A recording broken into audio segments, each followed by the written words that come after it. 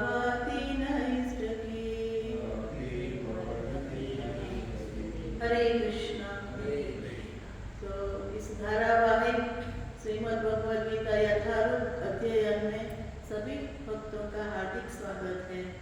आज हम चर्चा करेंगे श्रीमद् भगवद गीता यथारूप अध्याय 11, जिनका शीर्षक है विराट रूप, श्लोक संख्या 7। 11.7 इह एकस्थं जगत् कृष्णं पश्य अद्य स चर अचरं मम देहे गुडाकेश यत् च अन्यत् द्रष्टुम् इच्छसि इहैकस्थं जगत्कृष्णं पश्याद्य सचराचरम् मम देहे गुडाकेश यच्चान्यदु द्रष्टुमिच्छसि इहैकस्थं जगत्कृष्णं पश्याद्य सचराचरम् मम देहे गुडाकेश यच्चान्यद् द्रष्टुमिच्छसि इहैकस्थं जगत्कृष्णं पश्याद्य सचराचरम् मम देहे गुडाकेश यच्चान्यद् द्रष्टुमिच्छसि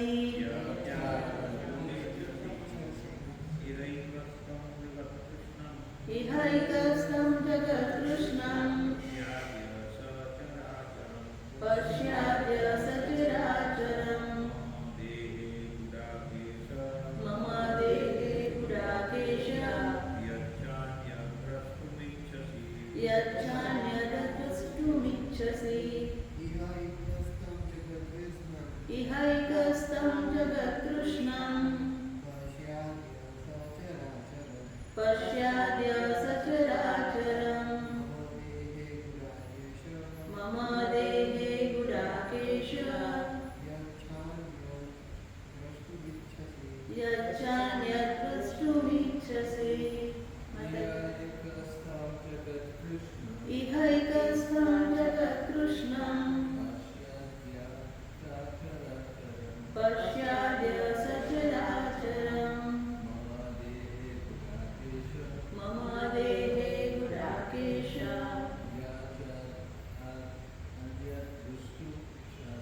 यच्चान्यद् द्रष्टुमिच्छसि इहैकस्थं जगत्कृष्णं पश्याद्य सचराचरम् मम देहे गुडाकेश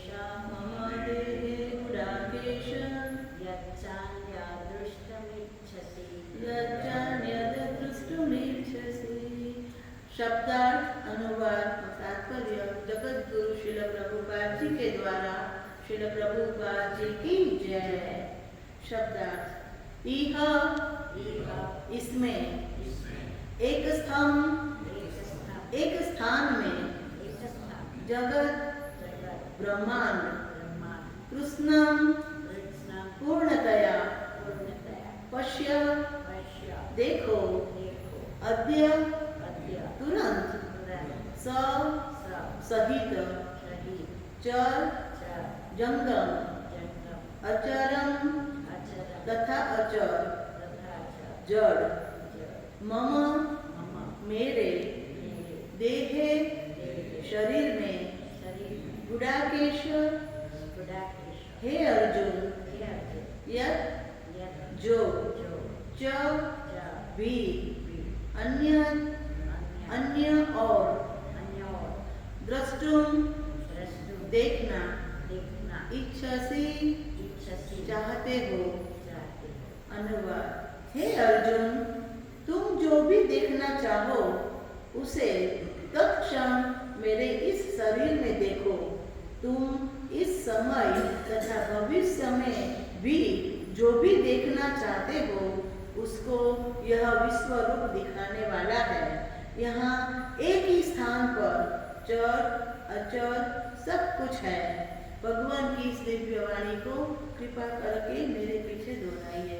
हे अर्जुन, तुम जो भी देखना चाहो उसे तत्क्षण मेरे इस शरीर में देखो। तुम इस समय तथा भविष्य में भी जो भी देखना चाहते हो उसको यह विश्व रूप दिखाने वाला है। यहाँ एक ही स्थान पर चर अचर सब कुछ है। तात्पर्य, कोई भी व्यक्ति एक स्थान में बैठे बैठे सारा विश्व नहीं देख सकता। यहाँ तक कि बड़े से बड़ा वैज्ञानिक भी यह नहीं देख सकता कि ब्रह्मांड के अन्य भागों में क्या हो रहा है, किंतु अर्जुन जैसा भक्त यह देख सकता है कि सारी वस्तुएं जगत में कहाँ कहाँ स्थित है। कृष्ण उसे शक्ति प्रदान करते हैं जिससे वह भूत, वर्तमान तथा भविष्य जो कुछ देखना चाहे देख सकता है। इस तरह अर्जुन कृष्ण के अनुग्रह से सारी वस्तुएं देखने में समर्थ है। ओम अज्ञानतिमिरन्धस्य ज्ञानाञ्जनशलाकया चक्षुरुन्मीलितं येन तस्मै श्रीगुरवे नमः। श्रीचैतन्यमनोभीष्टं स्थापितं येन भूतले स्वयं रूप कदा मह्यं ददाति स्वपदान्तिकं। हे कृष्ण करुणा सिन्धु दीनबन्धो जगत्पते गोपेश गोपिका कान्त राधाकान्त नमोस्तुते। तप्त काञ्चन गौरांगी राधे वृन्दावनेश्वरी वृषभानुसुते देवी प्रणमामि हरिप्रिये। वाञ्छाकल्पतरुभ्यश्च कृपा सिन्धुभ्य एव च पतितानां पावनेभ्यो वैष्णवेभ्यो नमो नमः।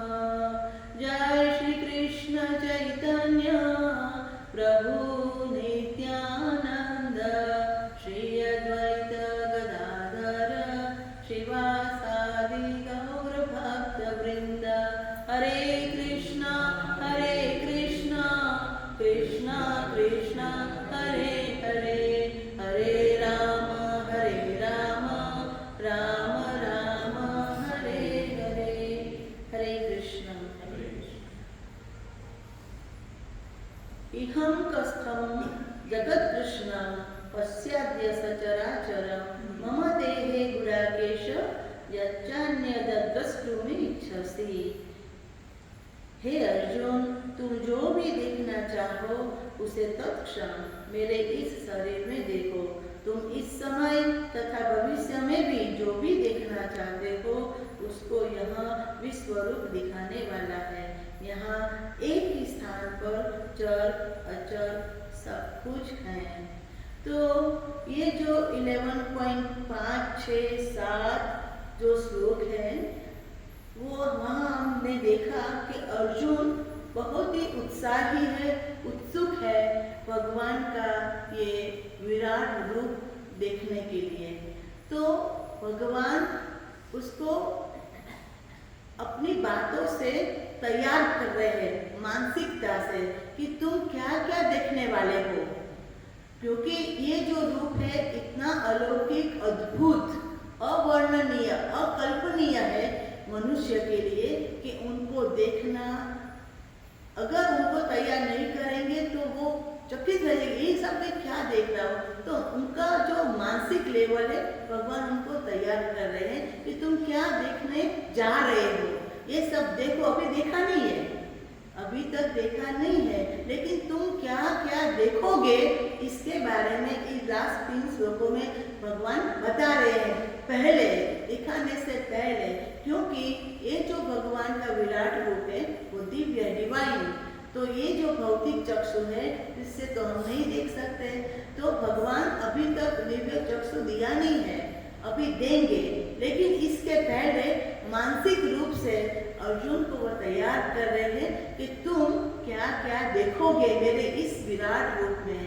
तो भगवान की इस वाणी में जो प्रभुपाद जी ने कहा है कि इस तरह अर्जुन कृष्ण के अनुग्रह से, तो भगवान ये सब कुछ भगवान की कृपा से घटित हो रहा है। क्यों भगवान ने बताया?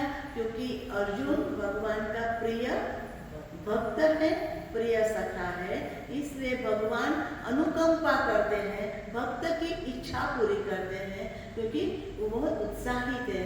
उसने बताया कि इतनी सारी आपकी जो विभूति है मुझे बहुत रस आता है, मैं और सुनना चाहता हूँ। 10वें अध्याय में अर्जुन ने बहुत उत्साहित होकर और सुनाओ, मुझे और सुनाओ। तो ऐसा भगवान को वो आग्रह कर रहा है कि मुझे और सुनना है।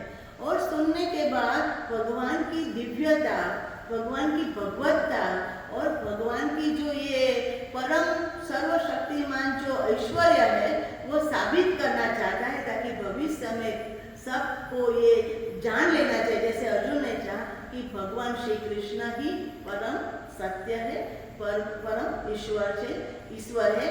इसलिए अर्जुन भगवान से विनती करता है कि जो कुछ भी आपने मुझे बताया उसको मैं देखना चाहता हूँ कि आप इस भौतिक संसार में किस प्रकार प्रविष्ट होते हो, किस तरह आप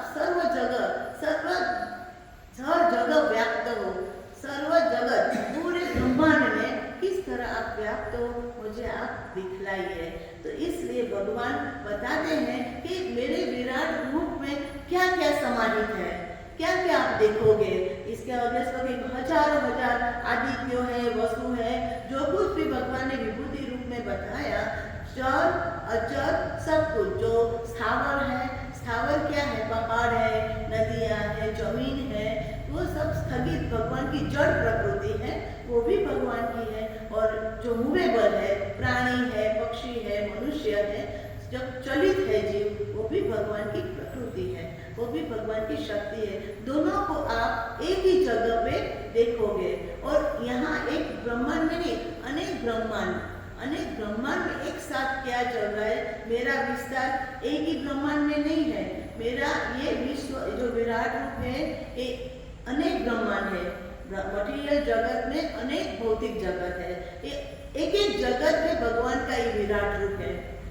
तो ऐसे तो असंख्य ब्रह्मांड है पूरी मटीरियल सृष्टि में, तो ये असंख्य विराट रूप है। ये सभी विराट रूप जो असंख्य है भगवान के, उसको भी कौन समावेश करता है? महाविष्णु। तो महाविष्णु जो है ये सभी का आत्मा है। हमने देखा परमात्मा का 3 लेवल देखा कि क्षीरोदक्षायी विष्णु है, हर जीव के अंदर, हर जीव में, हर अणु अणु में, हर कण कण में परमात्मा के रूप में व्याप्त है। हर जीव की जो आत्मा है परमात्मा वो क्षीरोदक्षायी विष्णु है। दूसरा लेवल देखा कि पूरे ब्रह्मांड के 14 लोक भुवन की जो आत्मा है वो गर्भोदक्षायी विष्णु है। इसके विराट रूप की यहाँ बात हो रही है। भगवान कहते हैं 14 लोक भुवन में ब्रह्मलोक से लेके पाताल तक मेरा ये भौतिक शरीर जिसको आप विराट रूप समझते व्याप्त है। तो कैसे व्याप्त है वो हम देखेंगे। तो ये जो असंख्य विराट रूप है, ये सब का जो मूल है वो महाविष्णु है। तो महाविष्णु के श्वास में से असंख्य ब्रह्मांड निकलते हैं श्वास से। और ये महाविष्णु का भी स्रोत कौन है? बलराम। उनका भी स्रोत कौन है? कृष्ण। इसलिए हम कहते हैं ईश्वर परम कृष्ण सच्चिदानंद विग्रह, अनादिरादि गोविंद, सर्व कारण कारण ब्रह्मा जी इसलिए कहते हैं कि हे कृष्ण आप ही सभी का स्रोत हो। ये भगवान खुद बता रहे हैं और अभी ये विजुलाइज करेंगे कैसे भगवान सभी का स्रोत है। तो हम विस्तार से जानेंगे कि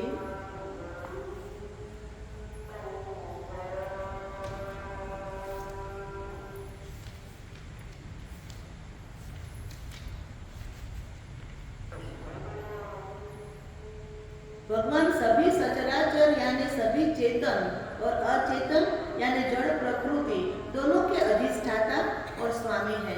भगवान में अधिष्ठाता मीनिंग है, अधिष्ठाता के नियामक है और वो पालनहार है, वो चलाने वाला है। भगवान ने 7वें अध्याय में कहा कि पृथ्वी यानी भूमि, जल, वायु, आकाश, अग्नि तथा मन, बुद्धि, अहंकार मेरी अष्टधा 8 प्रकार की भौतिक यानी जड़ शक्ति है। इसके उपरांत मेरी अन्य पराशक्ति जो आध्यात्मिक शक्ति है, जीव शक्ति, हम सभी जीवात्माएं अनंत जीव है जो भगवान की एक अंश मात्र चेतन शक्ति है। भगवान की मुख्य 2 प्रकार की दिव्य शक्तियां हैं जो है अंतरंगा और बहिरंगा। दोनों में भेद क्या है? तो अंतरंगा शक्ति से भगवान का परम धाम संपूर्ण आध्यात्मिक जगत कार्यान्वित रहता है, जहाँ सभी जीवों क्या है? अक्षर है।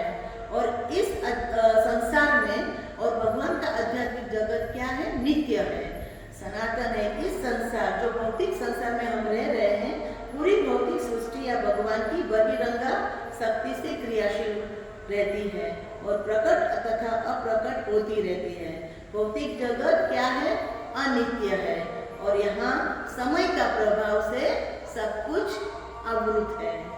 तो भगवान अर्जुन से कहते हैं हे गुडाकेश। तो गुडाकेश क्यों कहते हैं अर्जुन को? पहले तो अर्जुन का मतलब क्या है? अर्जुन का मतलब है निर्मल मन वाला। अर्जुन का मतलब होता है संस्कृत में निर्मल मन वाला, जो जिसके मन निर्मल है, पवित्र है, परोपकारी है, संत जैसा देवी प्रकृति वाला का हृदय है।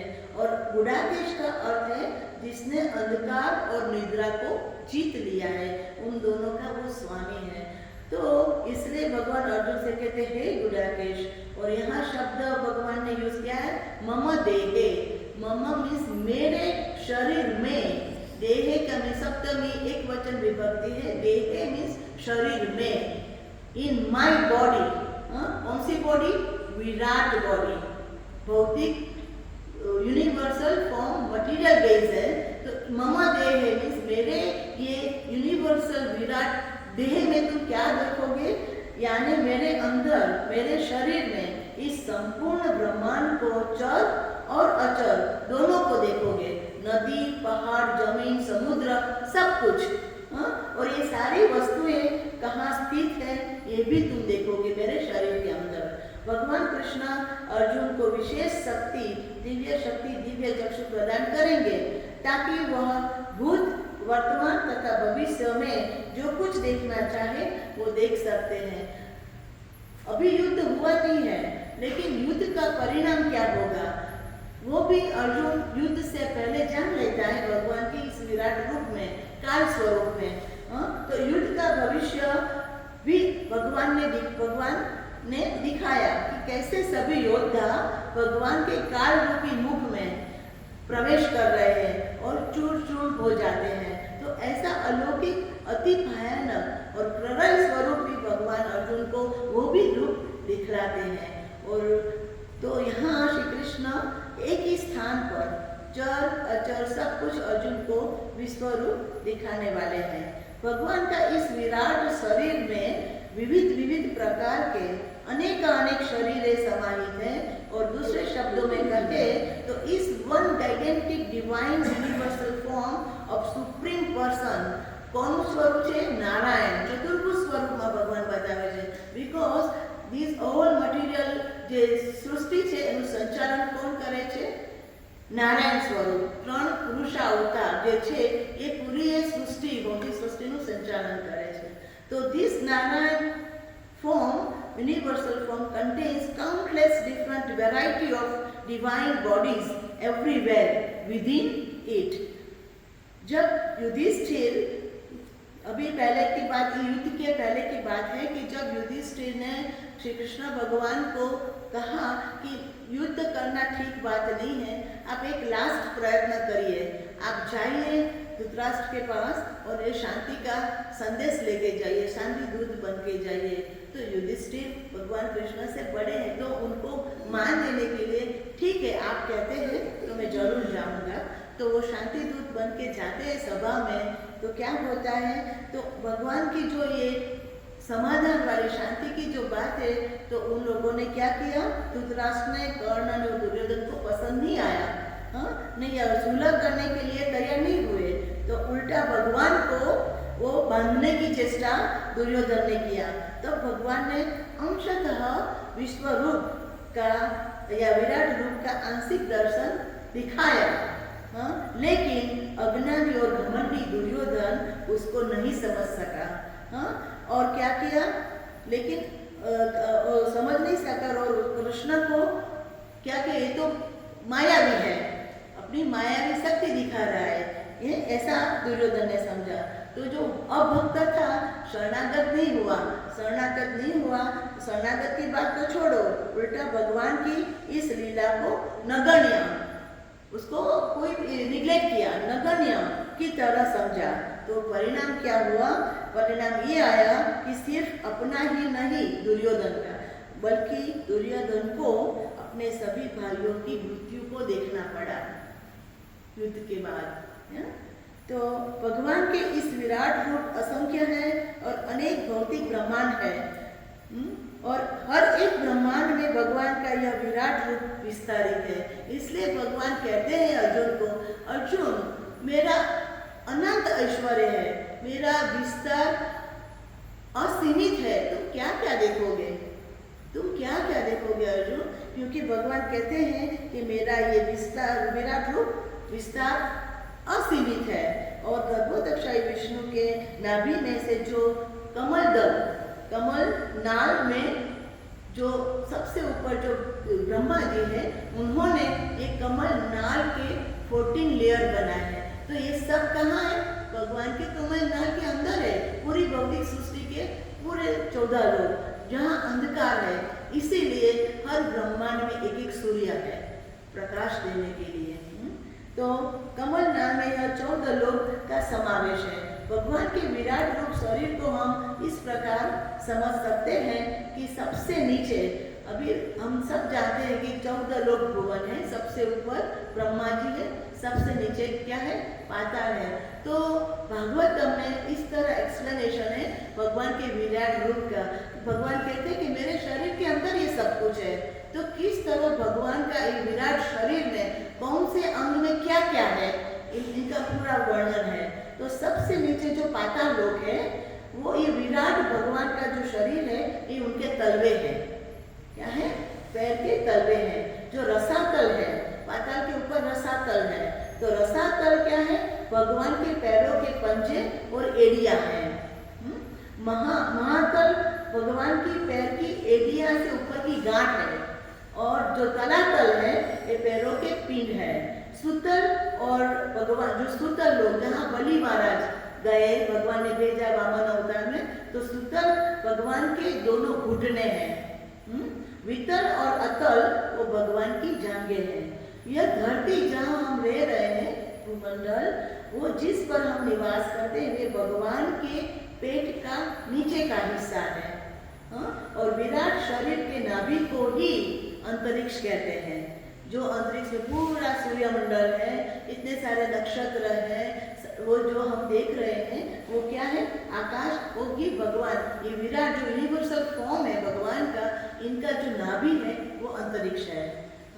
छाती को स्वर्गलोक और गले को महरलोक, जो देवताओं का निवास स्थान है। भगवान के ये विराट शरीर के जो मुख है उनको जनलोक कहते हैं। भगवान के ललाट को तपोलोक और मस्तक को सत्यलोक कहते हैं। और चारों दिशाएं जो है तो दिशाओं भगवान के कान और शब्द श्रवण इंद्रिया है।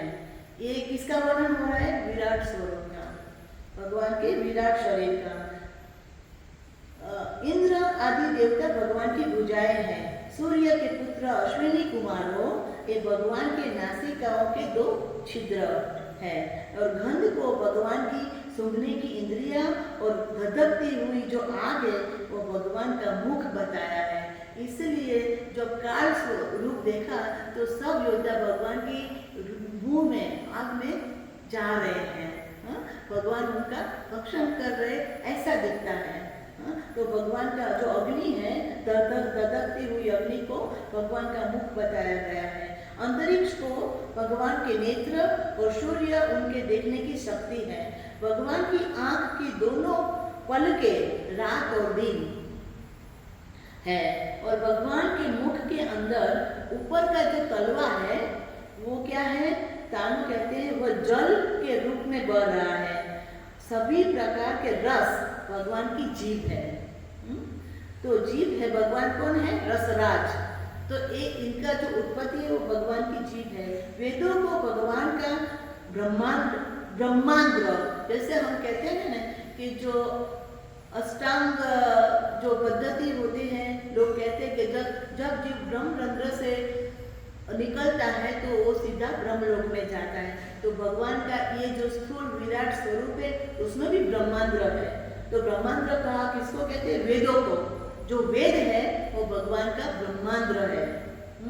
और ब्रह्मांड्र, भगवान की मुस्कान जो है वो माया है। ये जो माया है वो भगवान की मुस्कान है। और यह अनंत सृष्टि की यही माया का, ये जो भौतिक है प्रकृति है, यही माया का विस्तार है।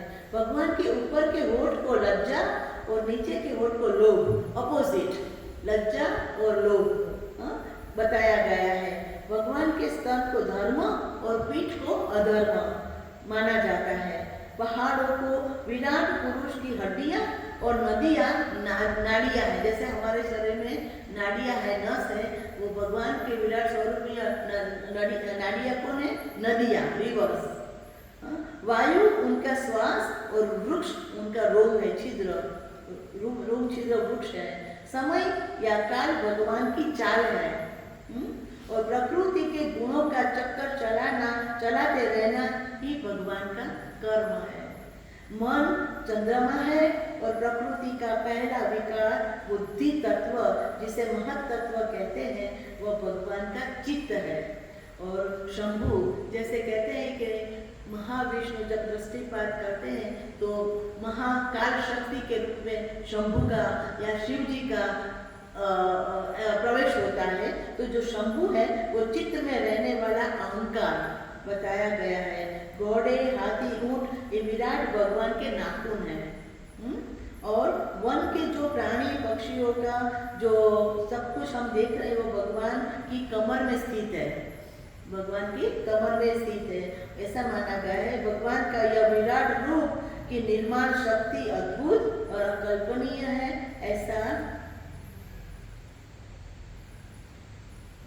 ऐसा यह भगवान का भौतिक विराट रूप अर्जुन देखने वाला है।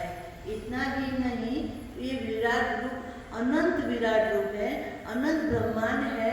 और भविष्य में भी क्या होगा वो भी अर्जुन देख सकता है। तो ये सब कुछ देख सकता है सिर्फ और सिर्फ भगवान की अनुग्रह से, भगवान की कृपा से।